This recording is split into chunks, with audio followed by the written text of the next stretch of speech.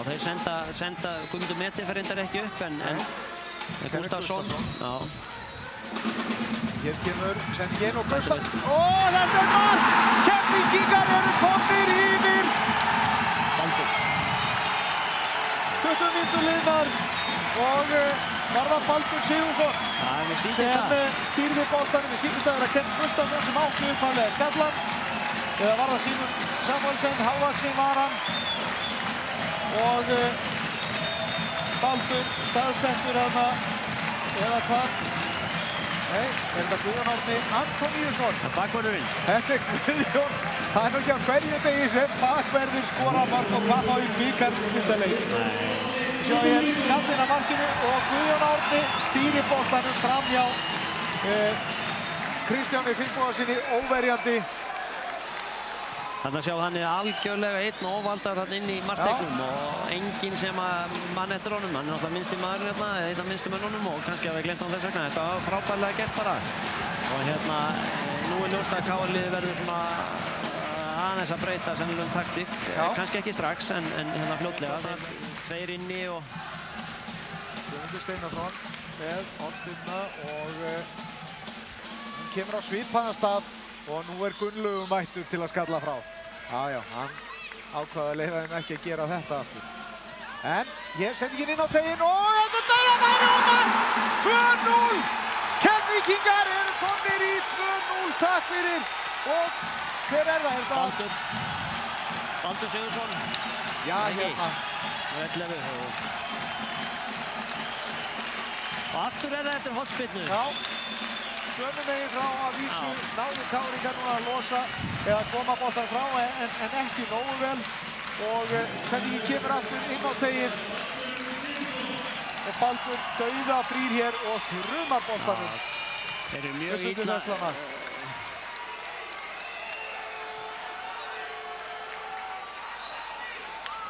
Þetta er dæmigert þegar boltinn er spilað svona út aftur og menn gleyma dekningunni og hún riðlast og boltinn kemur aftur inn og hann er aðleitt þarna bara. Við sáum það líka að Gunnlaugur náttúrulega fór þarna út í skalla. Og já, bara allt fólki hérna, þá kom ekki til greina að lenda undir í þessari fórhundstíðina. Hvernig líður þér svona 30-40 sekundum áður en tekur upp bikarinn? Bara mjög vel. Það dríðum í það. Gott er. Já, hleypur Guðmundur Steinarsson tekur einn af sprettunum sínum og fagnar.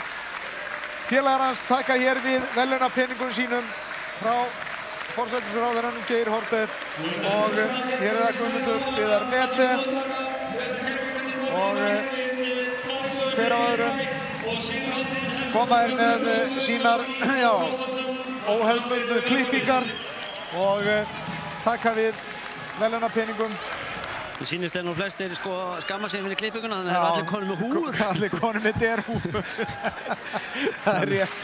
Þú veitir að mér sé að koma í einhvern hundabúning. Nei, það er líklega lukkudýrið. Já, allir fá ekki einhvern til þess að snirta sig fyrir hátíðahöldin í kvöld. Já, allavega sýnist mér hvorki Guðmundur með Þórarinn eiga framtíð fyrir sér í hárgreiðslunni. Nei. En þeir safnast hér upp á pallinum. Guðmundur Steinarsson kemur aftastur, síðastur upp, tekur við verðlaunapenningnum og það er hann sem tekur hér við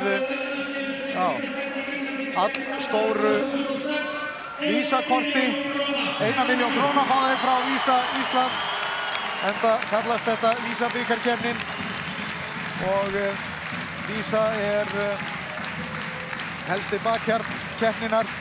Og þeir taka hér við sem sé 1 milljón og það munar nú það í rekstri svona deildar. Og Geir Haarde óskar þeim hér til hamingju. Til hamingju með sigurinn. Þetta var drengilegur leikur, skemmtilegur hápunkturinn á knattspyrnuvertíðinni hérna í sumar. Og ég vil núna leyfa mér að afhenda fyrirliða Keflvíkinga hinn glæsilega farandbikar til marks þeirra sigur í þessari keppni. Það er Eggert réttir Geir Haarde sem afhendir síðan fyrirliða Keflavíkur bikarinn. Þeir fagna Guðmundur Steinarsson og félagar taka hér við bikarnum. Þetta er stór stund hjá þeim. Í annað sinn á 3 árum sem Keflvíkingar eru bikarmeistarar. Við segjum til hamingju Keflvíkingar, frábær árangur.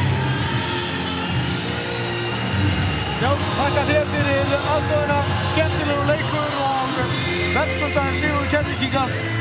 Ekki spurning, við erum vel að þessu sigur komnir og hérna bara Kári getur átt ekki séns í dag.